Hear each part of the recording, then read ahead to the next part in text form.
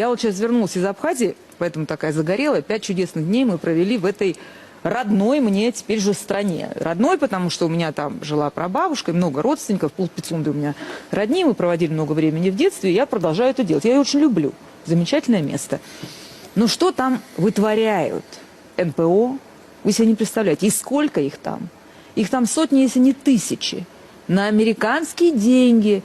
Причем у некоторых, вот USAID, вот этот знаменитый, у них прям написано, что их цель, на сайте написано, у них в документах написано, что их цель в Абхазии реинтегрировать Абхазию в Грузию и прекратить пагубное влияние Кремля. Пагубное влияние Кремля, видимо, выражается в деньгах, чтобы их выплачивать врачам, учителям, пенсионерам, в инвестиции и в прочем. Они пытаются изменить культурный код молодежи, все эти НПОшки. Там президент бедной Абхазии пытается с этим биться как может, но он не все может. Он же все-таки не король, не медиа-король, а президент, демократическая страна, у них есть выборы, парламент и так далее. Ужас всего этого заключается в том, что подавляющее большинство сотрудников этих НПОшек, которые работают только на то, чтобы молодежь отвернулась от России, а повернулась к Америке, подавляющее большинство из них граждане Российской Федерации.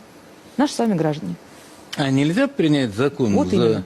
содействие этим НПО, тихо, спокойно сажать в тюрьму? Вот именно. Ну или хотя бы лишать гражданства. У нас же прошел уже закон, по-моему, да? Не, лишать гражданства можно тех, кто его приобрел. Они все его приобрели. А, тогда вообще конечно, не они у Но всех в тюрьму приобретенные. надежней.